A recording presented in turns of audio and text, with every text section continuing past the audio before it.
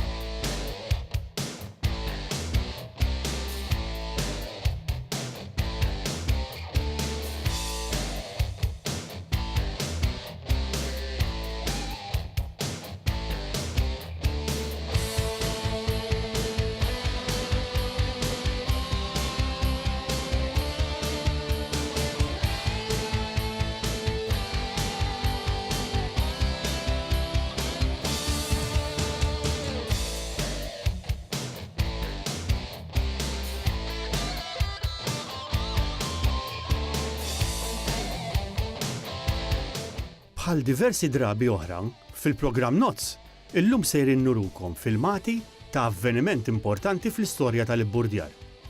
Ir-Rolex Sydney to Hobart Race tal-2015. Dan l-avveniment huwa wieħed annwali li jiġi organizzat mill-Cruising Club of Australia. Din it-tellieqa li tibda mill-port ta' Sydney l-Awstralja fis-26 ta' Diċembru, jew aħjar f'Boxing Day, tispiċċa f'Hobart ftit jiem wara. Il-korsa għandha tul ta' 628 mil nautiku u meqjusa bħala waħda mill-aktar tlielaq diffiċli fid-dinja. Mijiet ta' eluf ta' spettaturi ta' kull sena jmorru jaraw il-flotta hekk kif id-dajes joħorġu mill-port ta' Sydney. Oriġinarjament din kienet ippjanata biex tkun cruise għal membri tal-Cruising Club of Australia. Jiġifieri dawra bid-dajes tal-qluħ għal dawk li ma jħobbux itelqu. Ġara iżda li il-kaptan John Illingworth, uffiċjal Ingliż li serva fit-Tieni Gwerra Mondjali, li kien anke stazzjonat f'Malta, irnexxielu jikkonvinċi lill-Cruising Club of Australia biex idawru dan l-avveniment minn cruise għal tellieqa. Hekk twildet ir-Rolex Sydney to Hobart Race. Hawnhekk nixtieq ngħid li wieħed mill-premjijiet l-iktar prestiġjużi tar-Rolex Middle Series huwa msemmi u ddedikat lil John Illingworth. U dan jinsab espost fil-vetrina tal-premjijiet fir-Royal Malta Yacht Club. Id-dinja hija żgħira u d-dinja tal-qluħ ferm iżgħar. L-ewwel darba li saret ir-Rolex Sydney to Hobart Race kien propju fl-1945. Minn dak iż-żmien il hawn din it-tellieqa kibret sew. U llum nistgħu ngħidu li mhux biss tinsab fost l-aqwa tlielaq tal-ibburdjar fid-dinja, iżda li teleb fil-popolarità lil ħafna avvenimenti ta' dixxilpini sportivi oħra.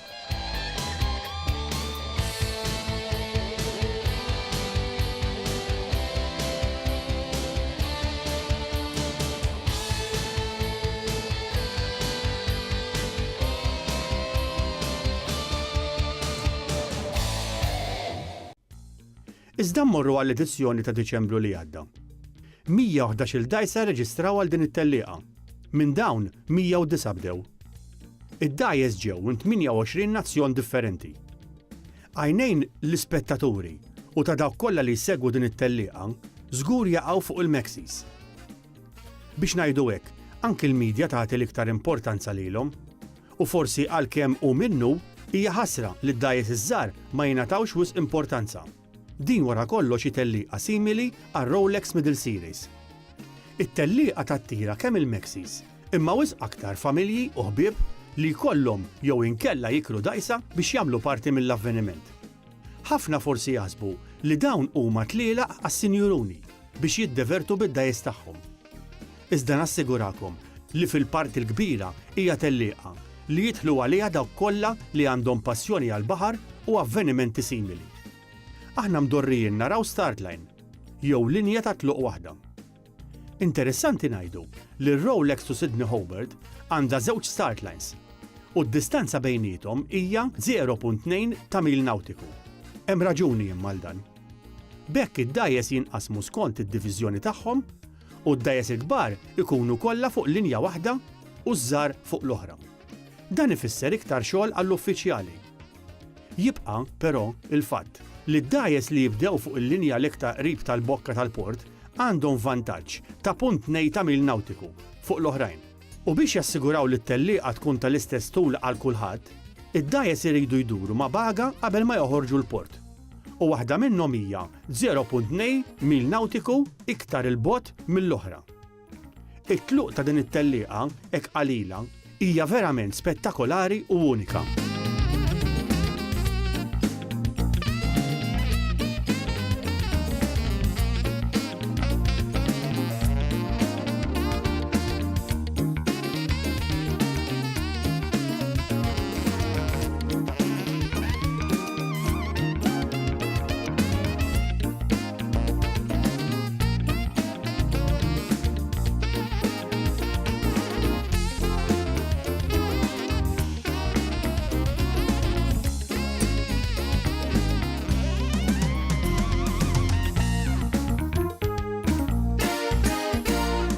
Ħafna jiftakru d-diżastru li sar fl-1998 fejn fil-maġġoranza tad-dajes irtiraw kaġun ta' danni serji minħabba l-maltemp u fejn ukoll kienu mietu xi membri tal-ekwipaġġ. Din baqgħet f'moħħ kulħadd, speċjalment fil-moħħ tal-Kumitat Organizzattiv tat-Tellieqa.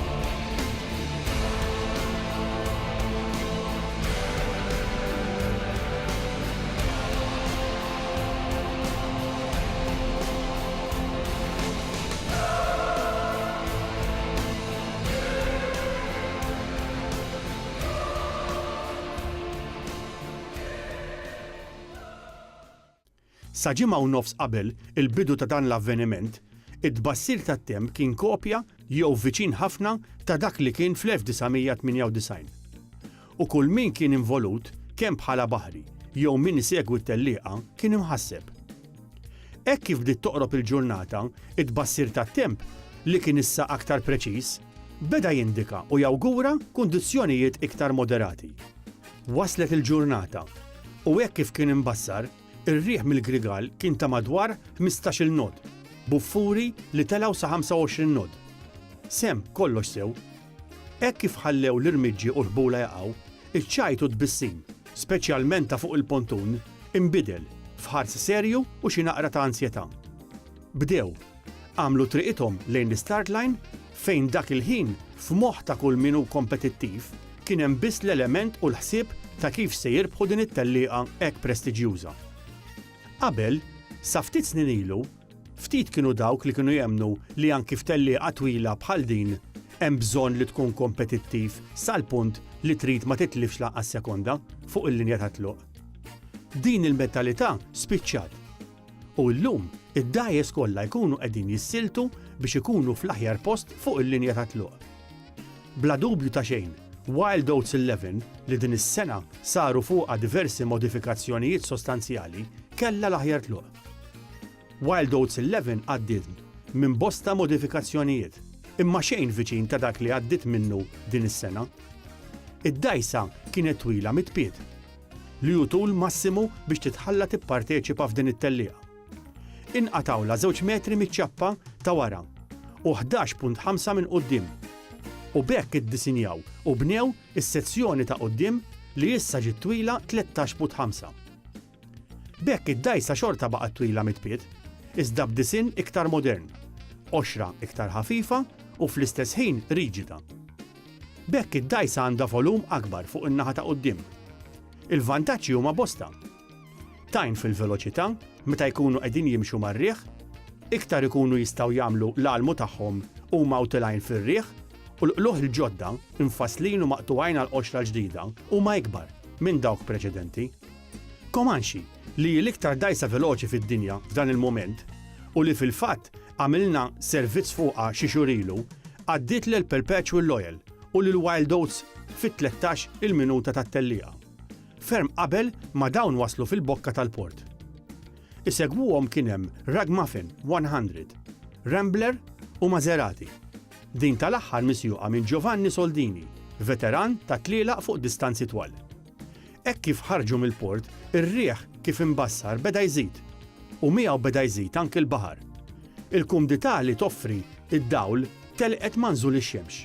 Ir-riħ kopla jitqawwa u dajes minnhom irrapurtaw li kejlu buffuri ta' 40 knot.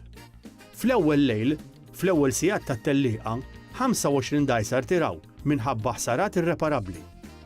Fil-lista ta' dawk li rtiraw kien hemm Wild Oats li kellhom jirtiraw għaliex tqattalhom il-mainsail.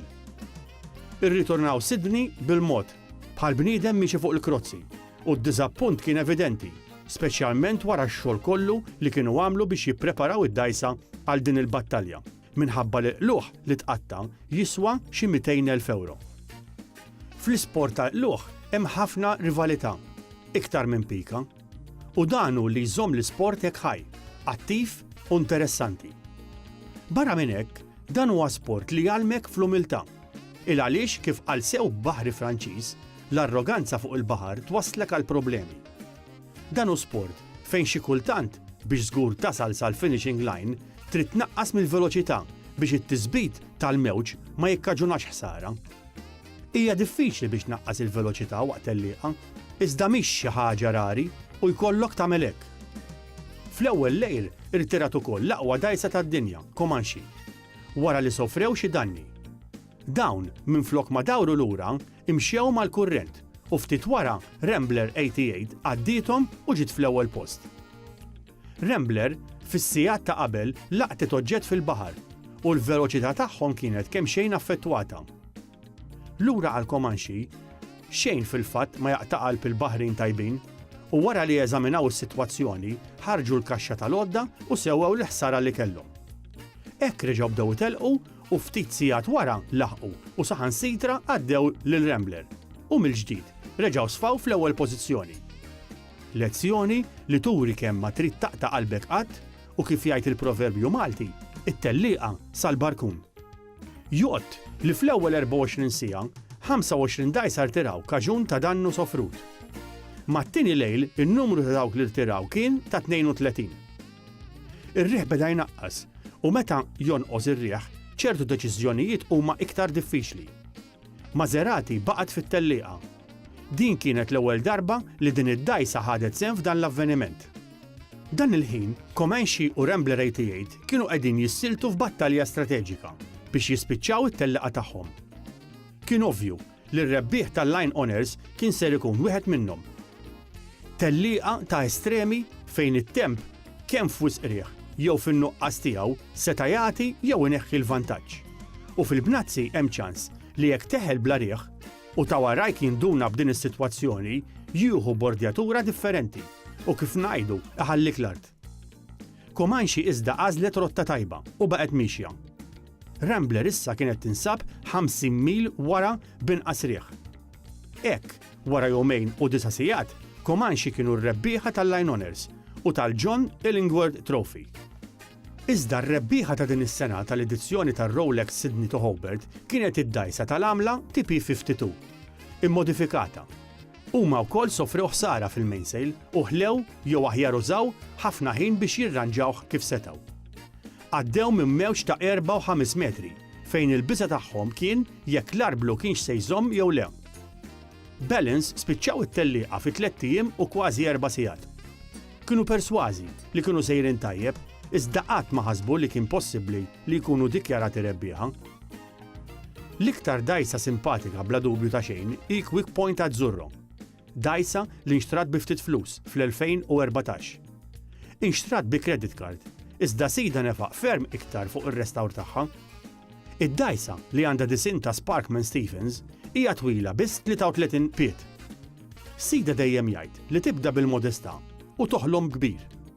Għalija, din hija d-dajsa li l-iktar għandna nammiraw għaliex fis-sempliċità tagħha spiċċat fit-tielet post. Rolex Sydney to Hobart Race hija xhieda li kull min jipparteċipa jkun għadda minn test mhux biss ta' kapaċità u preparazzjoni fiżika u anke mentali, iżda saħansitra test tal-equipment. Nisperaw issa li Comanche li rebħu l-Line Honours fir-Rolex Sydney to Hobart jistgħu jiġu Malta għall-isfida li toffrilhom ir-Rolex Middle Sea Race f'Ottubru li ġej.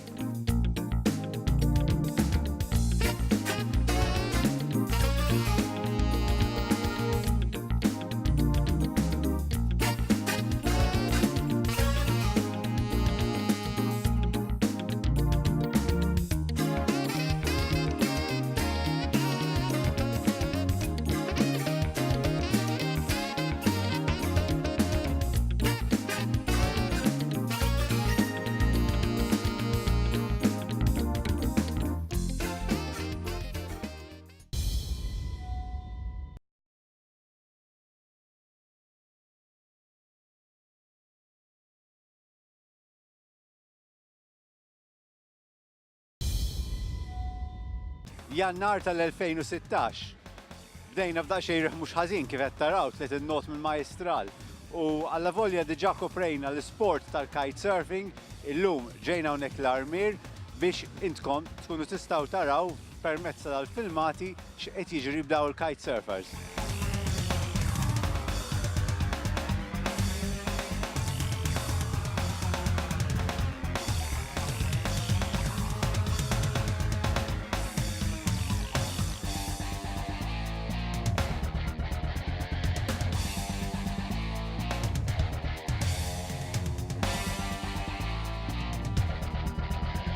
We've been filming you for the past minutes. Yeah. Congratulations, this is a lovely sport, and more than that, you handle it really well.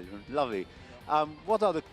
In your eyes, what are the conditions today? What do you think of the conditions today? A bit challenging. It's quite gusty out there, as you can hear. I don't know. It's like earlier on, it was like 30, 35 knots, so it was quite strong. And now it's like somewhere between 23 and 28. But it's quite gusty this day, so a bit challenging. And this beach in particular is quite challenging. As you can see, you have a massive layer of seaweed, which I'm covered in. But yeah, apart from that, it's good. You know, it's good condition. Yeah. How much time do you dedicate to the sport? As much as I can. I don't know. Average. You're completely dependent on the wind. So if there's wind, it's good. You know. The next week there's going to be a lot of wind, so maybe I get 3 or 4 sessions in, so a couple of hours each time. So maybe this week 8 hours, something like that. But then if there's no wind, no time at all, because you can't. And when did you start practicing the sport? I first took some kite surfing lessons like 10 years ago in Cyprus, and then really only got into it here in Malta like 2.5, 3 years ago. So yeah, 3 years, I guess. Best venues for kite surfing? There's many. There's many really amazing places. I mean, kite surfing actually started in Maui, which is obviously an amazing location. The best conditions, where you have conditions all year round, you can kite every day, Sri Lanka and some other places like that. Gran Canaries, We just did a trip to Portugal, and the conditions, you can kite there almost every day because they have some thermal winds and local conditions. So anywhere where there's wind, you know, Asia is very good, but in Europe, Portugal, south of Spain and places like that. Any appeal you have? Anything you'd like to tell people who maybe are considering starting the sport? You know, how do they start? What are they meant to do? Yeah, get some lessons. I mean, it's not something that you just go out and buy equipment to do. It can be dangerous if you just go out there and don't take lessons and get advice. So yeah, get lessons and go from there. Take it slowly and then build up. But absolutely, you have to have lessons because it's otherwise, you know, you go out on a windy day without knowing what you're doing, it can be a problem.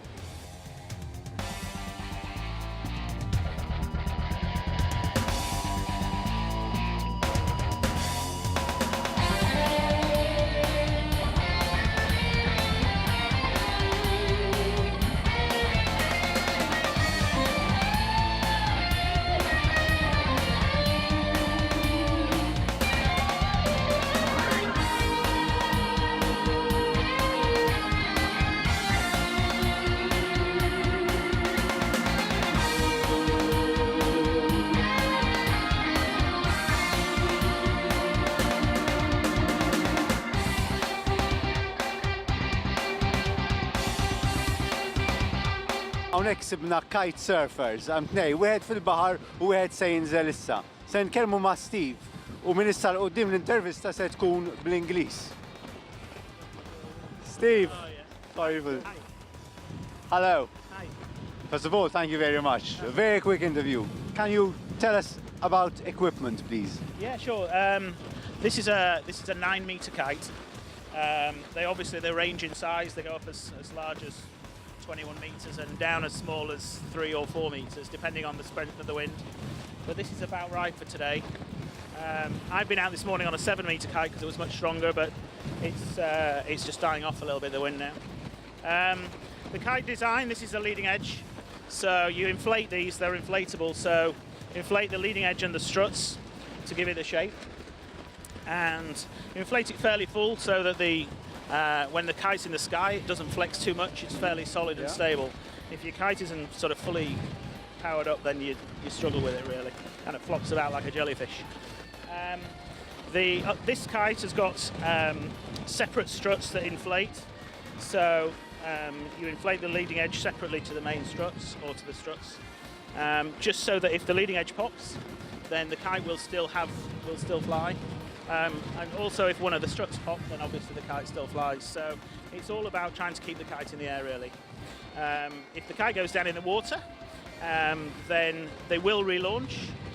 But if it's got no air in it, then it's pretty much dead in the water.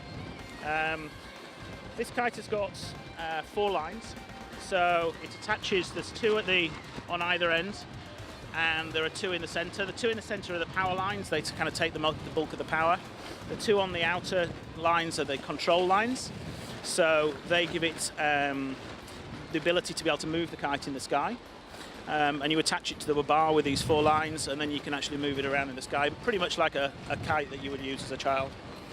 But obviously this one you attach to yourself and you drag yourself out across the ocean.